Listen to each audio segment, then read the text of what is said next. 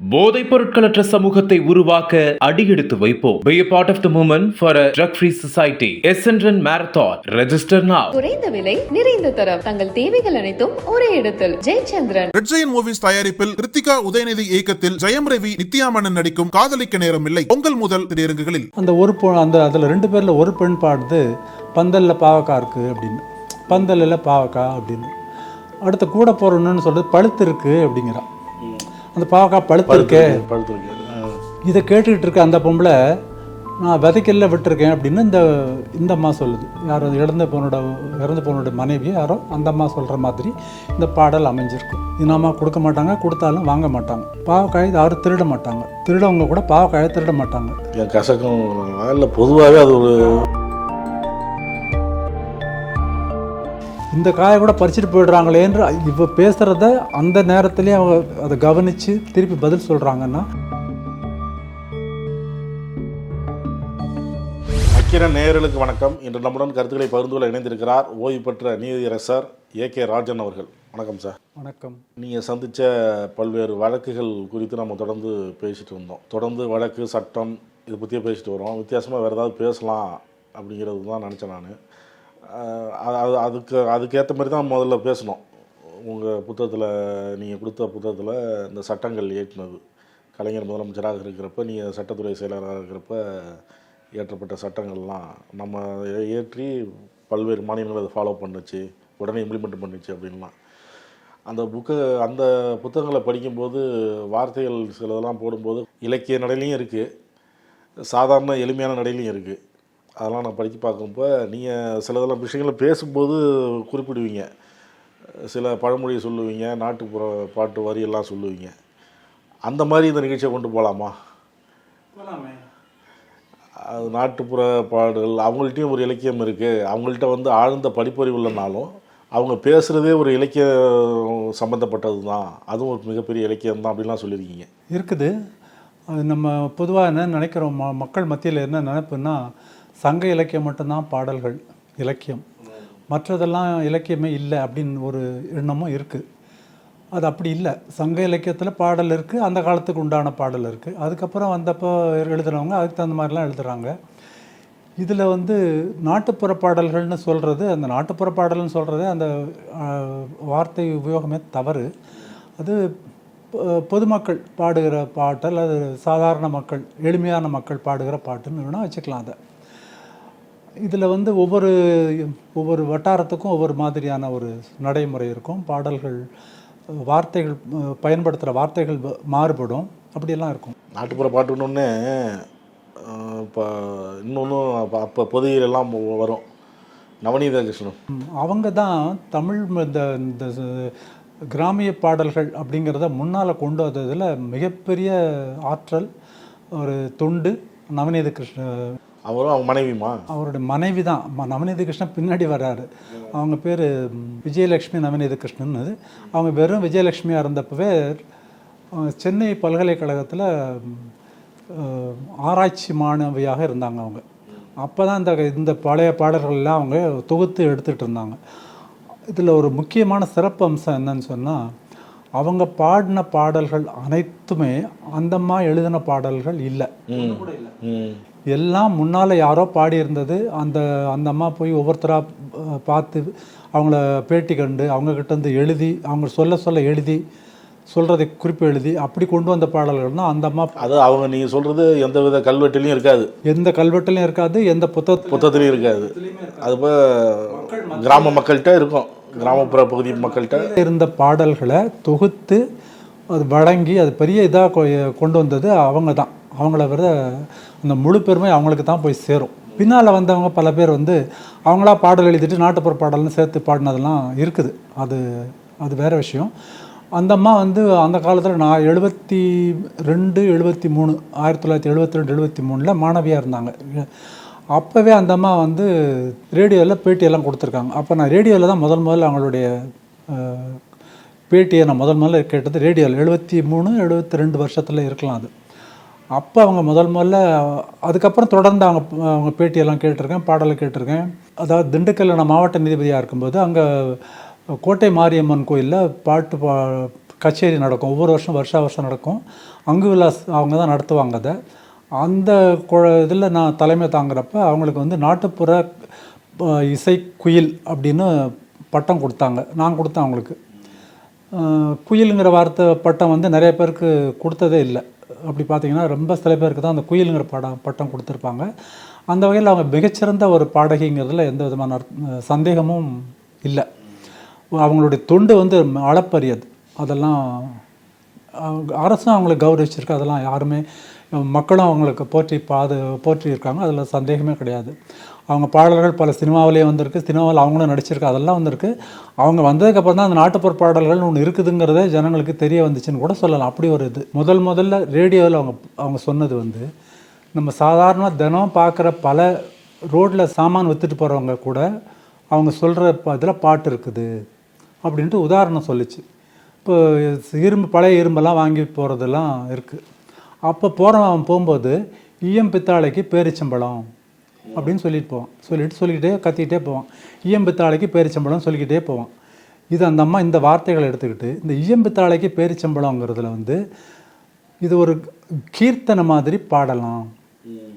தியாகராஜருடைய கீர்த்தனை பாடுறாங்க இல்லையா, ராக மாளிகை, ராகம் எடுத்து பல ராகங்களில் பாடுறது ராக மாளிகை. ராக மாலை தான் ராக மாளிகான்னு சொல்கிறது, ராக மாளிகை.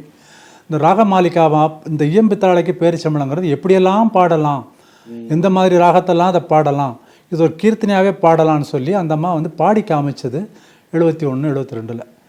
இதை பின்னாடி வேற ஒரு இதே இதுக்கு வேற வார்த்தைகளை உபயோகப்படுத்தி இதே மாதிரி பாட்டை பாடலான்னு சொல்லியிருக்கு. பல பாடல்கள், நாட்டுப்புற பாடல்கள்னு அந்த அம்மா சொன்ன பல பாடல்களை கீர்த்தனையாகவே பாடலாங்கிறது அந்த அம்மா சொன்னது. இதெல்லாம் அவங்களுடைய பெருமை, அப்படி தான் சொல்லணும்.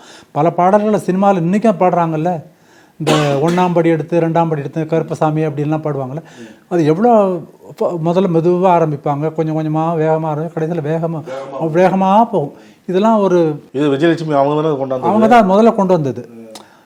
அவங்க தான் முதல்ல இந்த பாடலை சினிமாவில் கொண்டு வந்தது. நடைமுறையில் நாட்டில் இருந்ததை கொண்டு வந்தாங்க. அவங்க தானாக கொண்டு வரல. அவங்க இப்படி தான் பாடுவாங்கன்னு அவங்களுக்கு சொன்னதை வச்சு அவங்க பாடி காமிச்சாங்க. அதை இப்போ சினிமாவிலே அதே பாட்டு வந்திருக்கு. அதே சமயத்தில் இந்த நாட்டுப்புற பாடல்கள் பாடுறதுல அர்த்தமே இல்லையா? அந்த நாட்டுப்புற பாடல்களில் எத்தனையோ அர்த்தம் இருக்குது, அர்த்தமே இல்லையா? அது அவங்களுடைய அந்த காலத்தினுடைய நிலைமை அவங்க சொன்னதே இல்லையா? அதுலேருந்து தெரியாதா? அப்படின்லாம் பார்த்தீங்கன்னா இப்போ கல்வெட்டுகள்லேருந்து தான் அந்த காலத்துடைய நிலைமை புரிஞ்சுக்கணுமா, பாடல்கள்லேருந்து புரிஞ்சுக்கிற முடியாதா அப்படின்னு பார்த்தா இந்த மாதிரி பாடல்கள்லேருந்தும் புரிஞ்சிக்க முடியும். அந்த காலத்தில் இந்த மக்களுடைய எண்ணங்கள் என்ன, அவங்களுடைய சிறப்பு என்ன, அவங்களுடைய எப்படி அவங்களுடைய மனநிலை என்ன, எப்படி உயர்ந்த நிலையில் இருந்திருக்காங்க அப்படிங்கிறதெல்லாம் ஒரு பாடல்களில் சில பாடல்களில் வரும். அந்த மாதிரி ஒரு பாடல் தான் இப்போ நான் உங்களுக்கு சொல்ல போகிறேன். அது நீங்கள் கேட்டிருக்கலாம், பல பேர் கேட்டிருக்கலாம். சினிமாவில் கூட அது வந்திருக்கு. ரொம்ப சாதாரணமாக கொண்டு போயிட்டாங்க அந்த சினிமாவில். மனோரமா பாடுற மாதிரி ரொம்ப லைட்டாக கொண்டு போயிட்டாங்க. ஆனால் அந்த பாடல்களுக்கு உள்ளே இருக்க அர்த்தம் என்னென்னு உள்ளே நுழைஞ்சு பார்த்தா தான் தெரியும், ஆழ்ந்து பார்க்கணும். அது ஒரு கதையே இருக்குது. எப்படின்னா இந்த பாடல் நான் முதல்ல கேட்டது 1971, 70, 71 அந்த காலகட்டத்தில் நான் மதுரைக்கு போயிருந்தப்போ, வழக்கமாக மதுரைக்கு போனால் மீனாட்சி அம்மன் கோயிலுக்கு தவறாமல் போவேன். அதோட அழகர் கோயிலுக்கும் போவேன். அழகர் கோயில் எனக்கு ரொம்ப எங்கள் குலதெய்வ கோயில் அது. அதனால் அழகர் கோயிலுக்கு கண்டிப்பாக நான் போயிடுவேன். அங்கே அழகர் கோயிலில் சாமி கும்பிட்டதுக்கப்புறம் மேலே ராக்காயி அம்மன் கோயில்னு ஒன்று இருக்குது. அந்த ராக்காயி அம்மன் கோயிலுக்கு போகணுன்னா இப்போ ரோடெல்லாம் போட்டுட்டாங்க, சாலையெல்லாம் இருக்குது, பஸ்ஸு காரெல்லாம் இப்போ போகலாம். அந்த காலத்தில் பஸ்ஸெல்லாம் ரோடெல்லாம் போடலை, சாலை வசதி இல்லை. நடந்து தான் போகணும். நடந்து போகணுன்னா மலையில் ஏறி போகணும். மலையில் ஏறி போனால் ஒரு ஓடை ஒன்று வரும். அங்கேருந்து ஒரு ஓடையில் தண்ணி வரும். அந்த ஓடை வழியாக ஓடையிலே நடந்து போக பாதை இருக்கும். அந்த பாதையில் 2 பக்கமும் மரங்களெல்லாம் வளர்ந்து மரங்கள் கம்ப்ளீட்டாக மூடிடும். ஒரு சூரியனே தெரியாது. அதுக்குள்ளே போயிட்டிங்கன்னா சூரியனே தெரியாது. எவ்வளோ வெயில் அடித்தாலும் உள்ளே குளுன்னு இருக்கும். அவ்வளோ அழகாக இருக்கும் அந்த இடம். குகைக்குள்ளே போனோம் பூரா முழுசும் குகைக்குள்ளே போகிற மாதிரியே தான் இருக்கும் கடைசி வரைக்கும். சில இடத்துல மட்டும்தான் வெயில் தெரியும். அந்த மாதிரி ஒரு இடம். அன்றைக்கி சாயந்தரம் கோயிலுக்கு போனேன்.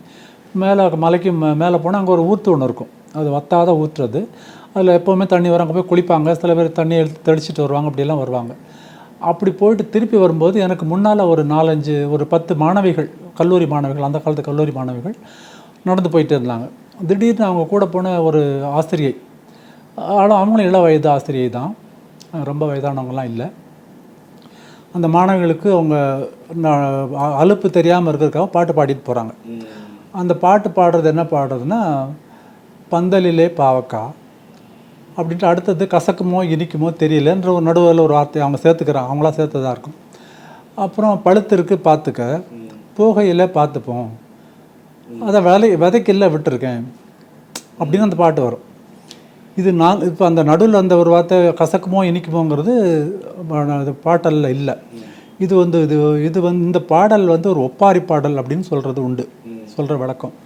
அது எப்படின்னு சொன்னால், வீட்டின் தலைவன் கணவனோ யாரோ இறந்து போகிறாங்க. அந்த வீட்டு அம்மா கணவன் முன்னாடி அழுதுட்டுருக்காங்க. அப்போ அழுதுட்டுருக்கும்போது அந்த கிராமத்தில் இருக்க 2 பெண்மணிகள், அவங்க உறவினர்களாக இருக்கலாம், நம்ம தெரிஞ்சவங்களாக இருக்கலாம், அவங்க அவங்கள பார்க்க போகிறாங்க. பார்க்க போகும்போது அந்த அதில் 2 பேரில் ஒரு பெண் பாடுது, பந்தலில் பாவக்காய் இருக்குது அப்படின்னு, பந்தலில் பாவக்காய் அப்படின்னு. அடுத்த கூட போகிறோன்னு சொல்கிறது பழுத்து இருக்குது அப்படிங்கிறான். அந்த பாவக்காய் பழுத்து இருக்கு. இதை கேட்டுக்கிட்டு இருக்க அந்த பொம்பளை, நான் விதைக்கல்ல விட்டுருக்கேன் அப்படின்னு இந்த அம்மா சொல்லுது. யார் இறந்த பொண்ணோட மனைவி யாரோ அந்த அம்மா சொல்கிற மாதிரி இந்த பாடல் அமைஞ்சிருக்கும். இவ்வளோதான் அந்த பாடல். இதில் நீங்கள் உள்ளே போனீங்கன்னா இதில் எவ்வளோ அர்த்தம் பொதிஞ்சிருக்கு அப்படிங்கிறது நீங்கள் சிந்திச்சு பார்த்தா மட்டும்தான் தெரியும். இது எப்படின்னா, அந்த காலத்து உங்களுக்கு இப்போவும் நடைமுறையில் இருக்கிறது, பாவக்காய் யாரும் இனாமாக கொடுக்க மாட்டாங்க. இனாமாக கொடுக்க மாட்டாங்க, கொடுத்தாலும் வாங்க மாட்டாங்க. பாவக்காய் யாரும் திருட மாட்டாங்க. திருடவங்க கூட பாவக்காயை திருட மாட்டாங்க. கசக்கும் இல்லை, பொதுவாகவே அது ஒரு என்ன காரணம்னுலாம் சொல்ல முடியாது. ஆனால் பாவக்காய் யாரும் திருட மாட்டாங்க. நீங்கள் யாராவது பாவக்காய் திருடினதா கேட்டிருக்கீங்களான்னு பாருங்கள். யாரும் திருடி இருக்க மாட்டாங்க. யாரும் இனாமாக கொடுக்க மாட்டாங்க. சொந்தக்காரங்களாக இருந்தால் சுத்தமாக வீட்டில் விளைஞ்சிருந்தா கூட அதை கொடுத்தா கூட இனாமாக கொடுக்க மாட்டாங்க, காசு வாங்கி கொடுப்பாங்க. அக்கா தங்கச்சி கொடுத்தாங்க, அல்லது அண்ணி நாத்தனாருக்கு கொடுக்குறாங்க, அல்லது பெரியம்மா சின்னம்மா யாருக்கு கொடுத்தாலும் அது 10,000 ரூபா, ஒரு 100 ரூபா பெருமானமாக இருந்தால் கூட 1 ரூபாய் வாங்கிட்டு கொடுப்பாங்க. அதான் இனாமாக கொடுக்கக்கூடாது அப்படிங்கிறதுக்காக வாங்கிட்டு கொடுப்பாங்க. பாவக்காவுக்கு மட்டும்தான் அது மாதிரி, வேறு எந்த காய்க்கும் அது கிடையாது. இது தமிழ்நாட்டில் இருந்த ஒரு வழக்கம். இந்த வழக்கம் தமிழ்நாட்டில் இருக்குங்கிறது நீங்கள் யாரை வேணால் வயசானவங்களை கேட்டு பார்த்தீங்கன்னா சொல்லுவாங்க, இது இருக்குது. இப்படி இருக்கிற திருட யாரும் இனமாக கொடுத்தா வாங்காத ஒரு பாவக்காய். அதாவது பாவக்காய் பழுத்தா சாப்பிட மாட்டாங்க, பழுக்கிறதுக்கு முன்னாடி காயாக இருந்தால் தான் சாப்பிடுவாங்க. இந்த இடத்துல பாவக்காய் பந்தலில் இருக்குதுன்னு ஒரு பொண்ணு சொல்லுது, இன்னொரு பொண்ணு அது பழுத்து இருக்குதேன்னு சொல்லுது. பழுத்திருக்கிற பாவக்காயை பார்த்துட்டு இந்தம்மா சொல்லுது, அது போகையில் பார்த்துக்கலான்னு திருப்பி ஒன்று இந்தம்மா சொல்ல, போகும்போது பார்த்துக்கலாம் அப்படின்னு சொல்கிறாங்க. இனமாக கொடுக்காத ஒரு காயை பழுத்தா சாப்பிடாத ஒரு சமூகத்தில் போகும்போது அதை எடுத்துகிட்டு போயிடலாம் அப்படின்னு சொல்கிறாங்க. அந்த வந்த 2 பேர் சொல்கிறாங்க, பேசிக்கிறாங்க, அவங்களுக்குள்ள பாட்டிலே பேசிக்கிறாங்க. இந்த பாட்டுன்னு சொல்லும்போது இந்த உப்பாரி பாடல்கள்லாம் பல நீங்கள் கேட்டிருக்கலாம். இல்லை சில கிராமத்துலலாம் பாடுவாங்க, மைக் செட் வச்சு பாடுவாங்க. மைக் செட் வைக்கிறதுலாம் புதுசு. இப்போ லேட்டஸ்ட்டாக அதுக்குன்னு ட்ரெயின் ஆனவங்க பாடுறது. முன்னால் அப்படியெல்லாம் கிடையாது. முன்னாடி அவங்கவுங்க தெரிஞ்சதெல்லாம் பாடுவாங்க, வாய்க்கு வந்ததெல்லாம் பாடுவாங்க. அவங்கெல்லாம் யாரும் புலவர்கள் இல்லை, ஆனால் அவங்க புலமை நடமை கவிதை வரிகள்லேயே இருக்கும். அதெல்லாம் நீங்கள் பாட்டு ஆச்சரியம், இப்படியெல்லாம் கூட பாடுவாங்களா, அவங்களுக்கு இவ்வளோ அறிவு இருக்கான்லாம் தெரியும், நமக்கு தெரியும். அப்படியெல்லாம் பாடக்கூடியவங்க எல்லாம் இருந்திருக்காங்க. நானே பார்த்துருக்கேன் நிறைய இடத்துல. ஆனால் இவ்வளோ அழகான தானாக பாட வரும். இப்போ நீங்கள் அதுக்கு ஒரு உதாரணம் சொல்லணும்னா, இன்னொரு நாட்டுப்புற பாடகி ஒருத்தர் இருந்தாங்க, சிவகங்கையில் திருமால் கூட ஆக்ட் பண்ணியிருக்காங்க நிறையா படத்தில். ஆண் பாவங்கிற படத்தில் கூட நடிச்சிருக்காங்க, நிறையா படத்தில் நடிச்சிருக்காங்க. கொல்லங்குடி கருப்பாயி அப்படிங்கிற அவங்க பேர் இறந்து போயிட்டாங்க. அவங்க கணவர் ஒரு மோட்டார் ஆக்சிடெண்ட்டில் இறந்து போயிட்டாங்க. அந்த அம்மா அவர் இறந்ததுக்கப்புறம் அந்த அம்மா பாடுறதே நிறுத்திட்டாங்க. அவர் இறந்தப்போ அவருக்கு நஷ்டஈடு கொடுக்குறதுக்கு கிராம இதில் மோட்டார் வெஹிக்கிள்ஸ் ஆக்டில் நஷ்டஈடு கொடுக்கறதுக்கு உத்தரவு போட்டிருந்தாங்க. அந்த உத்தரவுக்கு அவங்களுக்கு நான் தான் பணம் கொடுத்தேன் மதுரையில் இருக்கும் பொழுது. ஆனால் கம்மியாக தான் கொடுத்துருந்தாங்க. அது ஏற்கனவே டிகிரி எல்லாம் முடிஞ்சு போனதுனால அதை நான் ஒன்றும் மாற்ற முடியல. கொடுத்தது கம்மி தான் அவங்களுக்கு கொடுத்தது. கொல்லங்குடி கருப்பாயி தான் அவங்க பேர். அவங்க அப்படியே பாடுவாங்க. அது மாதிரி அவங்கள மாதிரி நிறைய பெண்கள் நம்ம நாட்டில் இருக்காங்க, எனக்கே தெரியும், இருந்திருக்காங்க, கிராமங்களில் இருந்திருக்காங்க. பாடினா அவங்களா தானாக பாடுவாங்க, எடுத்தாங்கன்னா பாடல் அது பாட்டுக்கு கொட்டும், கவிதைகளாக கொட்டும். அது மாதிரிலாம் மக்கள் இருந்திருக்காங்க. இப்போ நீங்கள் சொன்ன மாதிரி அவங்கெல்லாம் வெளியில் தெரியாமல் போயிடுச்சு.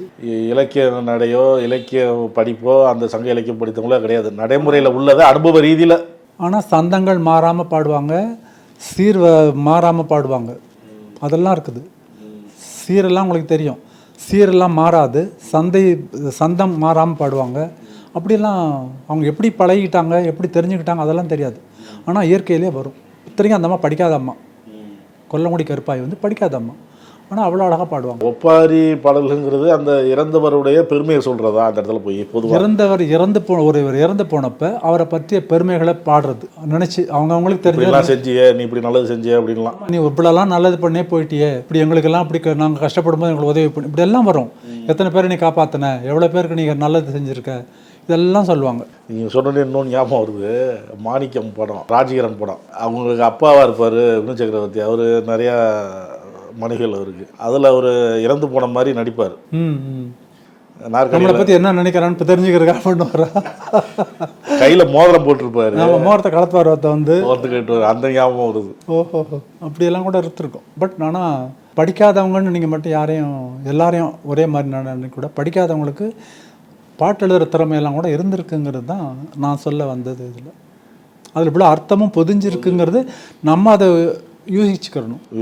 உண்மைதான் சார். படிக்காதவர்கள்ட்டையும் நிறைய விஷயங்கள் இருக்குது. அவங்க படிக்காதவங்கன்னு நீ நினைக்காதீங்க. யாரையும் அனுபவ ரீதியில் அவங்களுக்கு பல்வேறு விஷயங்கள் தெரியும்.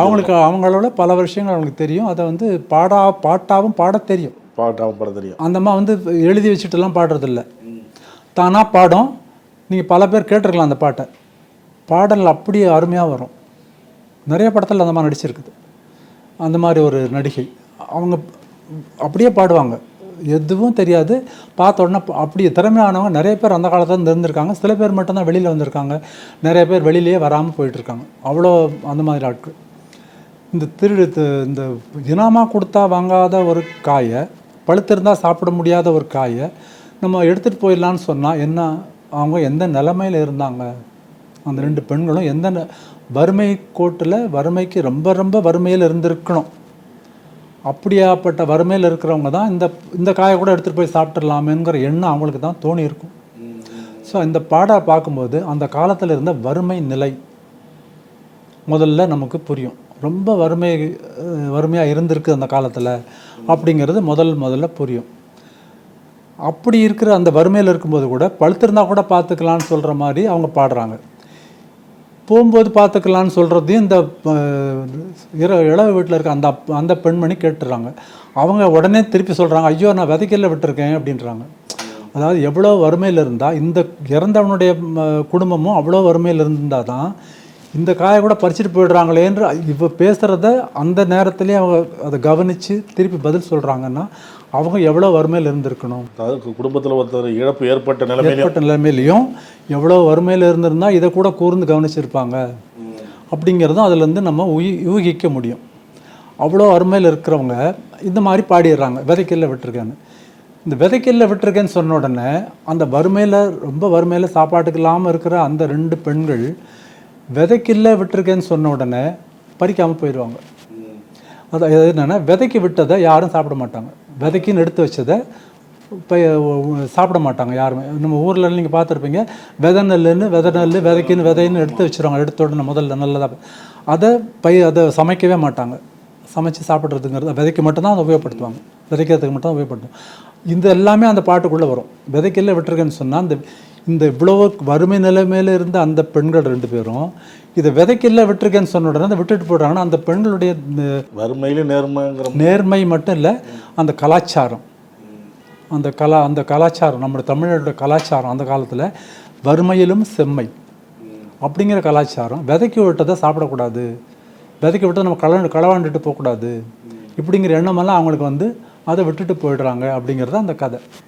இப்போ இதில் பார்த்தீங்கன்னா அந்த காலத்தோட வறுமை நிலை தெரியுது, அந்த காலத்து மக்களுடைய சிந்தனை தெரியுது.